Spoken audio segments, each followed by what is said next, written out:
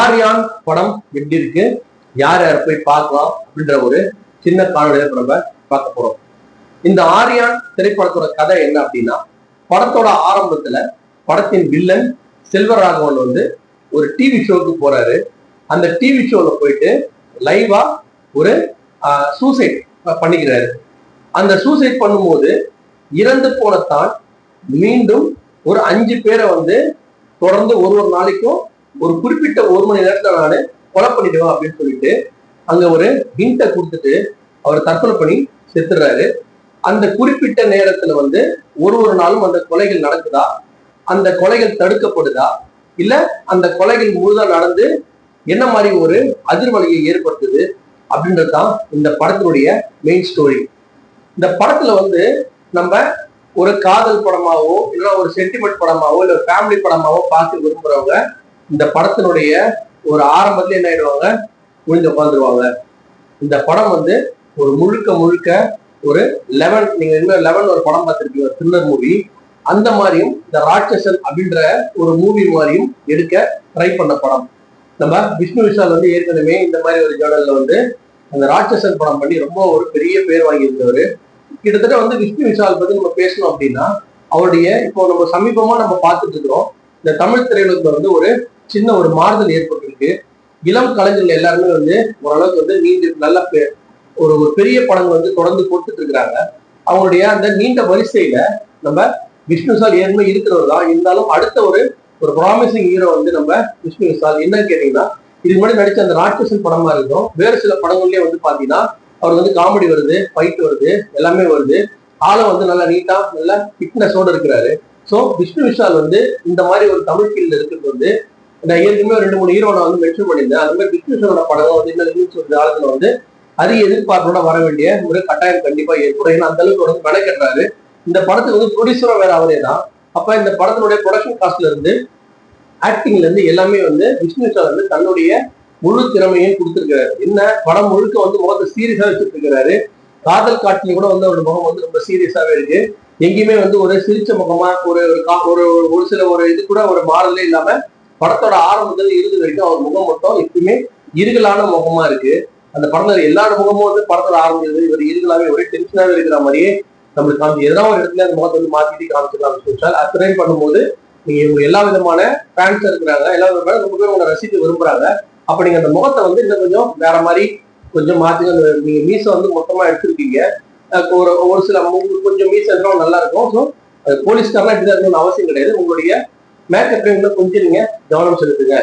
இந்த படத்தினுடைய மிக மிக முக்கியமான பில்லர் நம்ம செல்வராகவன் சார். செல்வராகவன் சார் ஏற்கனவே டைரக்டர்ல எவ்வளவு பெரிய பெயர் போனது தெரியும்.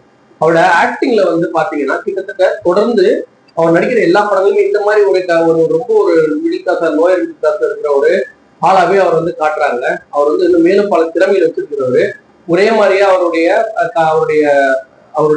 கதாபாத்திரங்கள்லாம் ஒரே மாதிரியா போயிட்டு இருக்கு. அவருடைய கதாபாத்திரம் வேற சில மாதிரி மாத்திக்க கொஞ்சம் முயற்சி பண்ணாருன்னா இன்னும் சிலர் அவர் நடிக்க வந்துட்டாரு. ஸோ நடிப்பை பத்தி நம்ம பேசிதான் ஆகணும். ஸோ இன்னும் வேற மாதிரியே மாத்தி நடிக்கிறோம். அவர் டைரக்டர் நம்ம ரொம்ப பேர் விரும்புறவங்க இருக்கிறாங்க. அவர் ஆக்டிங்கே நம்ம ஆக்டிங் நம்ம குறைச்சி மதிப்பிடலாம் கூடாது. அவ்வளவு பேர் டேரக்டர் ஆக்டிங் ரொம்ப சாதாரணமா வர முடியாது. வேறு மாதிரி படங்களையும் அவர் நடிக்கணும். பட் இந்த படத்தை பொறுத்த வரைக்கும் ஏற்கனவே நம்ம சொன்ன மாதிரி இந்த படம் ஒரு த்ரில்லர் ஸ்டோரி அப்படின்றதுனால அந்த கதைக்கு எவ்வளவு வேணுமோ அந்த அளவுக்கு நடிச்சு கொடுத்துட்டாரு. அங்கங்க அவர் போற சீன் ஃபர்ஸ்ட்ல இருந்து கடைசிக்கு எங்கேயுமே ஒரு டெரரை ஏற்படுத்தல. ஒரு மாதிரி ஒரு பாசிங் அப்படியே போயிட்டே இருக்கிற மாதிரி இருக்கிறதால ஒரு பயங்கரமான ஒரு பயம்லாம் அவர் ஏற்படுத்தல. அது அந்த கதையினுடைய ஸ்ட்ராங்னஸ் இல்லாதால என்னன்னு சொல்லி தெரியல. அந்த அளவுக்கு அவருடைய கதாபாத்திரம் எழுதப்பட்டிருக்கு. ஆனா நம்மளுக்கு பார்ப்பவர்கள் மிகுந்த ஒரு பயங்கரமான ஒரு பயத்தை ஏற்படுத்தாத ஒரு சைக்கோ கில்லரா இருக்காரு.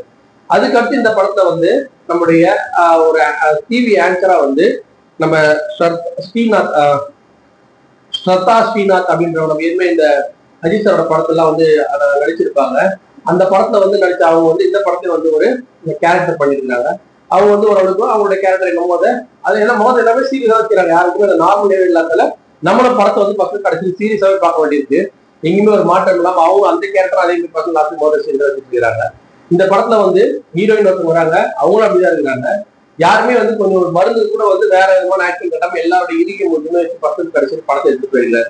சரி, படம் எப்படி இருக்கு, படத்தோட கதை எப்படி இருக்கு அப்படின்னு சொல்லி சொன்னா, படத்தோட கதை வந்து கிட்டத்தட்ட பாத்தீங்கன்னா இன்டர்வலுக்கு அப்புறம் கூட ஒரு 1.5 மணி நேரம் 2.25 மணி நேரம் படம். இதுல 1.5 மணி நேரம் படம் வந்து மாட்ட போயிட்டு இருக்கு.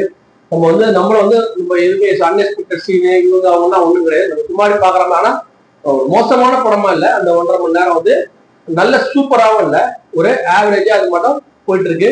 ஏதோ கடைசி ஒரு பில்டப் கொடுக்க போறாங்க, ஏதோ நல்லா அந்த கிளைமேக்ஸ் மட்டும் இன்னும் நல்லா அமையல அப்படின்னா இந்த படம் வந்து பெரிய ஒரு பாதாளத்துக்கு போயிருக்கும். ஆனா கிட்டத்தட்ட ஒரு 1.5 மணி நேரம் வந்து இந்த படத்தை வந்து சாதாரணமா நடந்துட்டே இருக்கிறாங்க. டுவர்ட்ஸ் கிளைமேக்ஸ் வந்து கடைசி ஒரு 3/4 மணி நேரம் வந்து பார்வை வந்து தூக்கி எல்லாரும் உட்காரெல்லாம் எழுந்து நிமிர்ந்து உட்கார அளவுக்கு வந்து கடைசி 3/4 மணி நேரம் வந்து படத்தை வந்து மிக சிறப்பா கையாண்டு இருக்காரு இயக்குனர் பிரவீன் கே. இந்த படத்தை வந்து இன்னும் கூட நீங்க வந்து நல்ல பெஸ்டா பண்ணிருக்கலாம். அந்த மாதிரி ஒரு கதையம்சம் உள்ள கதை தான். இருந்தாலும் இந்த படத்தினுடைய ஒரு முதல் 1.5 மணி நேரம் வந்து நம்ம வந்து ஒன்னும் பெருசா வந்து ஒரு ஒரு என்ன நம்ம எதிர்பார்க்குற மாதிரியே கதை இல்லை. அது மாதிரி போயிட்டு கண்டிப்பா தான் நடக்க போகுது அப்படின்ற மாதிரி தெரிஞ்சுட்டு இருக்கு. எப்போ இந்த படத்துல வந்து ஒரு இன்ட்ரெஸ்ட் கூடுது அப்படின்னா, இவர் ஏன் இதெல்லாம் பண்றாரு, சாகுறவங்கலாம் ரொம்ப சாதாரணமான ஒரு மக்களா இருக்கும் போது ஏன் வந்து இந்த மாதிரி சாகடிக்கிறாரு அப்படின்னும் போது அந்த டுவர்ட்ஸ் அந்த ஒரு கிளைமேக்ஸ் ஒரு 3/4 மணி நேரம் வந்து படத்துல வந்து வர காட்சிகள் எல்லாமே டக்கு நம்ம வந்து ஒரு த்ரில்லர் ஒரு படம் பார்க்குற மாதிரி நம்மள உட்கார வைக்குது. இந்த படத்தினுடைய மிகப்பெரிய ஒரு பிளஸ் பாயிண்டா இருந்துட்டு வேண்டியது வந்து இசை சாம் சிஎஸ். ஆனா ஒரு மிகப்பெரிய பிளஸ் பாயிண்டா இல்ல. இந்த படத்தினுடைய ஒரு ஒரு த்ரில்லர் படத்துக்கு வந்து மியூசிக் எவ்வளவு முக்கியம் அப்படின்றது தெரியும்.